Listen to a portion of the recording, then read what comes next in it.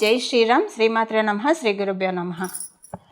జనవరి 5వ తారీఖు 2025 సంవత్సరం జనవరి 5వ తారీఖు నుంచి జనవరి 12వ తారీఖు వరకు కూడా ఈ వారంలో ఉన్న గ్రహస్థితులను అనుసరించి ద్వాదశ రాశుల వాళ్ళకి ఈ వారంలో ఉన్న వార ఫలాన్ని మనం ఒకసారి చూద్దాం.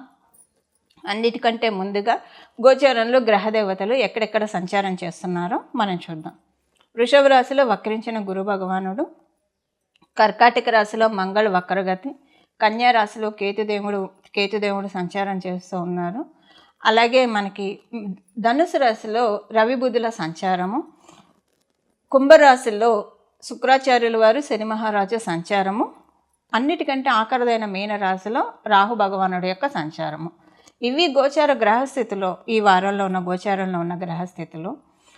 ఈ వారంలో ఉన్న విశేషాంశం ఏంటంటే బుధాదిత్య యోగము అప్లికేబుల్ అవుతుంది. ధనుసు రాశిలో సూర్యనారాయణమూర్తి మరియు బుధ భగవానుడు వీళ్ళిద్దరూ కలిసి, కాకపోతే ఈ బుధాదిత్య యోగము 100% స్ట్రాంగ్గా లేదు, బట్ అసలంటూ స్ట్రాంగ్గా ఉంది. అసలంటూ అంటే ఒక 30% స్ట్రాంగ్గా ఉందని చెప్పాలి.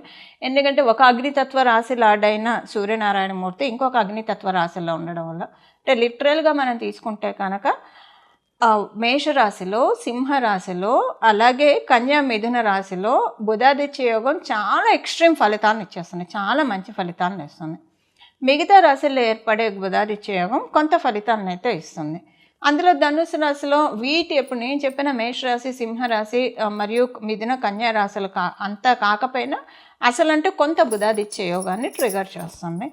వాటి వల్ల ఏంటంటే ముందు మన ధైర్యము, అంటే మన ఆలోచనలలో ధైర్యం వస్తుంది. ఇది యూనిక్గా అప్లికేబుల్ అయ్యే పాయింట్ అందరికీ. ఇక్కడ ఉండే బుధాదిత్య యోగం దేనికి చేస్తుందంటే ఆత్మబలాన్ని ఇస్తుంది, మానసిక ధైర్యాన్ని ఇస్తుంది. ముందు మన మైండ్ ఏ రకమైన ఆలోచనలు లేకుండా ప్రశాంతంగా మనల్ని ఉంచుతుంది. అంటే అంటే ఒక్కొక్కసారి మన ఆలోచనలే మన ఆనందాన్ని తినేస్తూ ఉంటాయి. అలా మన ఆనందాన్ని తినేసే ఎలాంటి థాట్స్ మనకి రాకుండా ఇప్పుడు మనకి ప్రొటెక్షన్ అనేది గోచారంలో ఉన్న గ్రహదేవతలు అందరూ ఇస్తున్నారు. అందులో ధనురాశిలో సూర్యనారాయణమూర్తి సంచారం అనేది ఇది ధనుర్మాసం. బుధ భగవానుడికి అధిదైవం కూడా విష్ణుమూర్తి. సో అందుకని ధనుర్రాశిలో వీళ్ళిద్దరి సంచారం కొంత మనకి ప్లస్ చేస్తుంది, బెనిఫిట్ చేస్తుంది. ఇంకా మనకి మిగతా గ్రహస్థితుల ప్రకారము ద్వాదశ రాశుల వాళ్ళకి ఇది ఇప్పుడు నేను చెప్పింది యూనిక్గా అందరికి అప్లికేబుల్ అయ్యే పాయింట్. ద్వాదశ రాశుల వాళ్ళకి ఈ వారం ఎలా ఉండబోతుందో ఇప్పుడు మనం తెలుసుకుందాం. మకరంలో పుట్టిన వాళ్ళకి ఈ వారం నైట్ టైము మేల్కొని ఉంటారు, డే టైం నిద్రలో ఉంటారు. అంటే ప్రత్యేకించి కూర్చొని పనులు చేస్తారని కాదు, నైట్ లేట్ అయిపోతుంది మీకు తెలియకుండానే. సో నైట్ అంతా ఒకవేళ పడుకున్నారు అనుకోండి, లేదు మీరు స్ట్రిక్ట్ ప్రిన్సిపల్స్ ఫాలో అయ్యేవాళ్ళు, ఇంతే 9కో లేదా 10కో పడుకోవాల్సిందే అన్న స్ట్రిక్ట్ ప్రిన్సిపల్స్ ఉన్న వాళ్ళైనా మీరు పడుకుంటే నిద్ర రాదు. పోనీ దానికి కారణం కూడా ఇదమిత్తంగా ఏమీ ఉండదు, అదేదో టెన్షన్ ఉన్నా నిద్ర పట్టదు, అలా కూడా ఏమి ఉండదు, కూల్గానే ఉంటారు కానీ నిద్ర పట్టదు. సో నైట్ టైం అంతా అలా జాగారం చేసినట్లు అనిపిస్తుంది. డే టైం ఏ పని చేస్తున్నా తూలుడు ఎక్కువగా ఉంటుంది మీకు. ఇదొకటి కొంచెం మీకు ఇరిటేటింగ్గా అనిపిస్తుంది. ఇదేంటి ప్రకృతి వికృతి లాగా అవుతుంది. నైట్ టైం పడుకోవడం ప్రకృతి, పొద్దున్న లేవడం నైట్ టైం పడుకోవడము అండ్ పొద్దున్న లేవడం అనేది ప్రకృతి. అలా కాకుండా నైట్ టైం మేల్కొని ఉండి పొద్దున్న ఇలా పడుకోవడం అనేది వికృతి. సో మీకే ఇలా అనిపిస్తుంది, ఏంటి ఇలా జరుగుతుంది ఎప్పుడూ లేనిది అని చెప్పి. బట్ ఇది తాత్కాలికమే.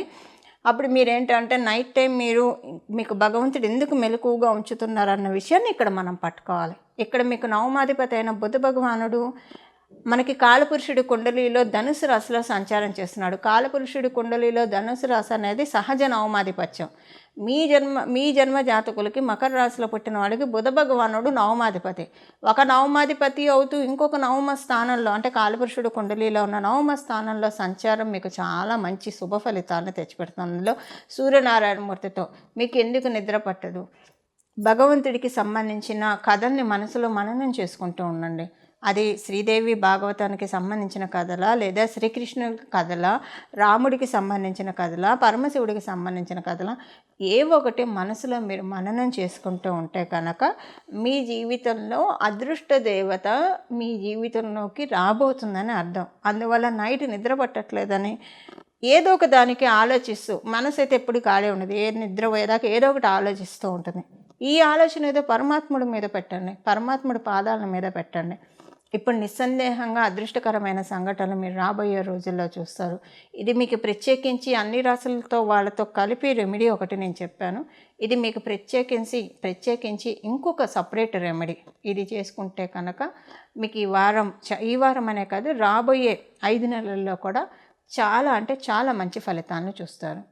సో ఈ వారం మనము మకర రాశి వాళ్ళకి, ఉద్యోగస్తులకి, వ్యాపారస్తులకి మనం వీళ్ళకి చూసుకుంటే కనుక ఉద్యోగస్తులకి ఈ వారంలో అనుకూలమైన పరిస్థితులు ఉన్నాయి. కాకపోతే ఒక్కటే ఏంటంటే ఉద్యోగస్తులకి, వ్యాపారస్తులకి ఉన్న తేడా ఏంటంటే ఉద్యోగస్తులకి కొంచెము అంటే నిద్ర వల్ల కొంచెము డిస్టర్బెన్స్గా అనిపిస్తుంది, పొద్దున్నే మనసు చికాకుగా అనిపిస్తుంది. వ్యాపారస్తులకి ఏంటంటే ఎనర్జీ బాగా ఉంటుంది. అసలు ఎలా ఉంటుంది, పొద్దున్నే రాత్రి అంతా నిద్ర లేకపోతే పొద్దున్నే ఎనర్జీ లెవెల్స్ డెఫినెట్గా డౌన్ అయిపోతాయి. కానీ ఎనర్జీ ఎక్కడి నుంచి ఇస్తున్నాడో పరమాత్ముడు ఇస్తున్నాడేమో అన్నంత హ్యాపీగా మీకు అనిపిస్తుంది. అయితే ఉద్యోగస్తులకు కూడా సేమ్ థింగ్ అప్లై అవ్వాలి. కానీ కాకపోతే ఉద్యోగస్తులకి ఎందుకు అప్లై అవ్వట్లేదంటే ఇక్కడ మీరు చాలామందితో సరౌండ్ అవుతాడు. వ్యాపారస్తులు సరౌండ్ అయినా అది సోల్ ప్రొపరైటర్ అంటే వాళ్ళే బాసులు, మీకు బాసు వాళ్ళు ఉంటారు కాబట్టి కొంచెం చికాకు ఉంటుంది అంతే, అంతకు మించి ఏమీ లేదు. ఇది ఈ వారం యొక్క గోచార గ్రహస్థితుల ఫలితాలు మకర రాశిలో పుట్టిన వాళ్ళకి. ఇవి ఈ వారం యొక్క గోచార గ్రహస్థితుల ఫలితాలు. ఇప్పుడు మనం చేసుకోవాల్సిన పరిహారం ఏంటో ఒకసారి చూద్దాము. ఈ వారము చేసుకోవాల్సిన పరిహారం వచ్చేసేసి కృష్ణ పరమాత్ముడిని ఆరాధించడం, కృష్ణ పరమాత్ముడిని ప్రార్థించడము, కృష్ణాష్టకం చదువుకోవడము, లేదా కృష్ణాష్టకం చదువుకోవాలి ఖచ్చితంగా 3 సార్లు రోజుకి చదువుకోవడము. ఒకవేళ మీరు ఏదైనా బయట ఉన్నారు అంటే బయట ఊర్లలో ఉన్నారు, లేదా ఈ టైంలో మీరు ఆడవాళ్ళు అయితే పీరియడ్స్లో ఉన్నారు, అప్పుడు ఇవి చదువుకోవడానికి కుదరదు కదా. అప్పుడు మీరు కృష్ణం వందే జగద్గురుం అంటూ, లేదా కృష్ణ కృష్ణ కృష్ణ కృష్ణ అంటూ కృష్ణ నామ జపానికి ఎలాంటి తప్పు ఉండదు. అందుకే మనం పెట్టుకునే పేర్లు కూడా భగవంతుడి పేర్లే. మనం సనాతన ధర్మం ప్రకారం సనాతన ధర్మాన్ని పాటించే ప్రతి ఒక్కళ్ళం కూడా మన పేర్లలో భగవంతుడు ఏదో ఒక రూపంలో ఉంటాడు. అందుకే ఏంటంటే సర్వకాల సర్వావస్థల్లో మనం భగవంతుడి నామాన్ని జపించిన వాళ్ళం అవుతాం. అలానే కదా అజామిలుడు చక్కగా ముక్తి పదాన్ని పొందాడు. ఆయన జీవితం ఎలా సాగినా చివరిలో ముక్తి పదాన్ని పొందడానికి కారణం నారాయణ నారాయణ నారాయణ అని ఆయన బిడ్డను అంత్యకాలంలో పిలవడం వల్లే కదా. అందువల్ల నామానికి ఎలాంటి ఇది ఉండదు, మనం ఏ అవస్థలో ఉన్న నామాన్ని జపించవచ్చు. ఈ వారము కృష్ణ పరమాత్ముడు పాదాలను పట్టుకుంటే మనకి సర్వస్వ శరణాగతి చేసుకుంటూ చాలా బాగా ఉంటుంది. ఈ వారం అంతా కూడా కృష్ణాష్టకం చదువుకోవడము, అలాగే కృష్ణ కృష్ణ కృష్ణ అని మనసులో స్మరించుకోవడం వల్ల చక్కటి రిజల్ట్స్ ఈ వారంలో ఉన్న గోచార గ్రహస్థితులు కలగజేస్తాయి. ఈ వారంలో ఉన్న యూనిక్ పాయింట్ నేను చెప్పాను, మానసిక ధైర్యం, మానసిక దృఢత్వం మనకి కలిగిస్తుంది బుధాదిత్య యోగం, ధనుసు రాశిలో ఉన్న బుధాదిత్య యోగము. సో దీన్ని మనం ఫరెవర్ మనం కనీసం ఒక 3 ఏళ్ల వరకైనా దీన్ని స్ట్రాంగ్ బలోపేతం చేసుకోవడానికి కృష్ణ పరమాత్ముడి చరణాలను మనం ఆశ్రయిస్తే కనుక డెఫినెట్గా మనకి ఇప్పుడు చేసే ఈ పూజ ఇది ఎప్పుడు చేస్తుంటే చాలా మంచిది.